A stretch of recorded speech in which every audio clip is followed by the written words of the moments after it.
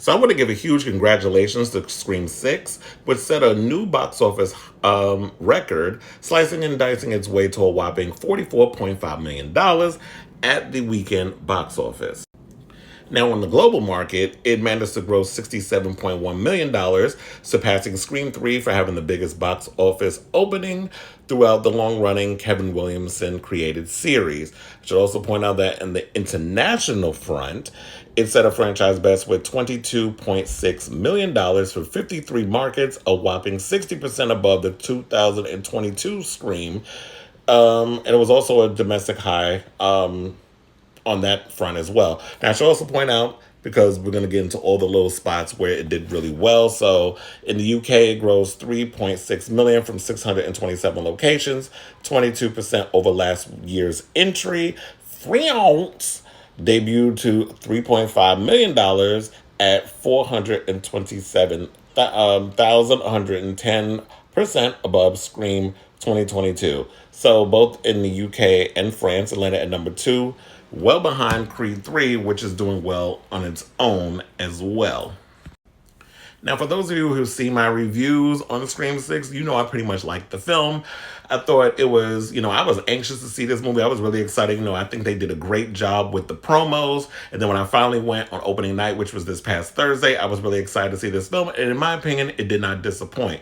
Now, I will say it did have its flaws. I thought the third act kind of felt a little lackluster for me. I pretty much figured out who the killer was during a specific scene, the scene at the precinct. I knew it was, well, if y'all haven't seen this film, I should point out that you might want to go away if you haven't seen it yet, but I might do a little spoilerization up in here. But I knew it was Detective Bailey because there was a scene where he was interrogating Tara and Sam, and he asked them where they were, looking for an alibi of sorts. And the minute that Sam told him that she basically was at her therapist's office, the scene where Ghostface ends up at the therapist's office and kills him, stabs him in the face, and steals the file. I'm like, okay, this has got to be some inside police work. I never believed it was Kirby. Y'all were trying to throw that misdirect. But there were some clues throughout the movie. And I also figured out it was Ethan as well, because it was kind of obvious in that beginning, too, where they kind of played into that whole, oh, it's the nice kid, the shy, meek little boy who ends up being the crazy killer. That's happened many a times in films before. So that was kind of easy. Now, his sister being a part of it, Quinn, I had no idea was her. So that was a cool little twist with that. And then there were issues that I had in regards of the New York setting. Well, I love the fact that you were basing a film in New York. I did not like the idea of okay, y'all were trying to make New Yorkers we're just rude. We don't really, at times we can be. We could be very direct and to the point. We got places to be. So a lot of people equate, directness with being rude. And there's a couple of us out here, not me, but there's a couple of people out here who can get on that little rude situation. But for the most part, you ain't going to get on no damn train, get stabbed, and nobody's going to say something. Or at least try to take down the man. Because I've seen situations like this happen where things go down on the train and people do intervene. So there were little things here. And then also the bodega scene. First of all, we don't never put bodega on the outside of a bodega. We'll call it a deli. And bodegas ain't as big as that bodega we seen in the movie. Y'all could have came up with some 7-Eleven type of spot, because that would have been big enough. I know you can't call it 7-Eleven for monetary situations, but they could have judged it down on that part to make it a little more believable. But other than that, I enjoyed the film. I love the kills. The action was over the top. People, like I said in my prior review, there are situations where people were getting stabbed and should have been dead. Y'all were falling a little on the Fast and the Furious territory in that situation. So that took me out a little bit. But for the most part, I was like, I'm just going to suspend my disbelief, go on this ride. And it was a roller coaster ride. And I enjoyed it as a slasher horror movie fanatic. Now, one of the interesting questions that kind of crossed my mind, well, not kind of, it crossed my mind, was the big elephant in the room, and that was the absence of Sidney Prescott. We know Neve Campbell wasn't in the film because there was a pay disparity, that a lot of, she wanted a certain amount of money for this film. She couldn't come to an agreement between her people and the studio, so she decided not to appear in the film. And the way they wrote her, or they addressed her absence and they wrote her out of the movie, I bought it. I love the fact that it was like, you know what? Sydney deserves her happiness. She deserves to not have to be so wrapped up in this franchise. Let her go off and be with Mark, Patrick Dempsey from Scream 3. She ended up with him. They got kids. They're off living there, having their happily ever after. And, after 25 years of this franchise going on, how long can you have a new Ghostface in every movie running after the same woman?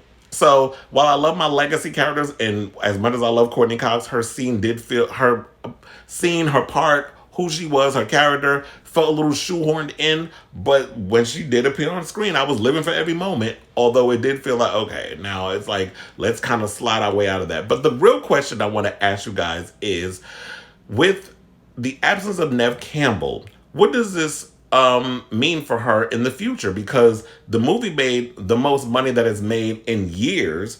Neve Campbell wasn't a part of that. Was she in the studio were at a stalemate wanting to come back, or did she not want to come back? So what does that future hold for her as Neve Campbell, the actress, and the character of Sidney Prescott? Like, at this point, with these new legacy characters, and I've been hearing the stories about they're trying to push out the legacy characters and usher in this new generation of kids.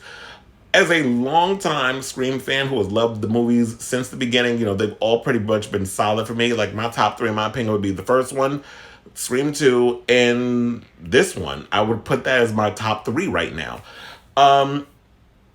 Do we need Sidney Prescott in future films? Is it just literally fan service that we're just keeping her around just to keep the fans happy?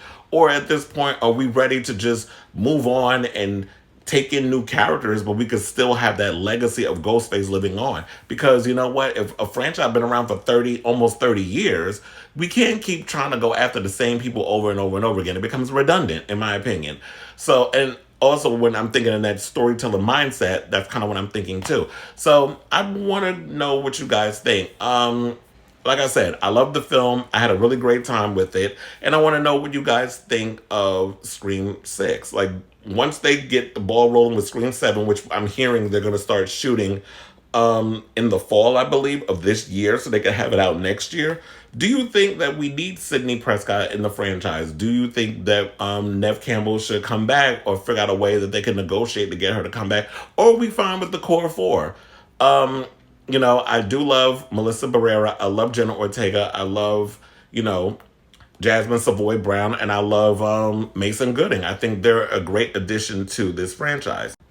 So yeah, guys, let me know what you guys think. I mean, are we all about the new Scream Dream Team, which we could see up above, this core four, which, I pretty much was enjoying these four characters throughout the film. I wasn't really feeling Melissa Barrera in the first film. I thought Jenna Ortega's tarot was kind of surpassing her. But now that we have this new film, they were given a lot more to do. So I really, enjoyed her character a lot more, and seeing her kind of go in that Dexter territory. Am I going to take on the Dark Passenger, or am I going to kind of reject it and not become my father? Is being a serial killer hereditary? Is it in the blood, or is it just something, a figment of our imagination? So all those themes that we explore, I'm looking forward to them exploring that a lot more in the next film. Hopefully they stay in New York, or maybe they can even bring it to New York. All that money y'all spend, y'all can shoot in New York, trust and believe. But I want to know you guys' opinions. So shout it on down below and let me know your thoughts, because I definitely want to know what you think of the movie. If you liked it, if you didn't like it, what they could have done to make the film better, and if we need to see more Sidney in future installments.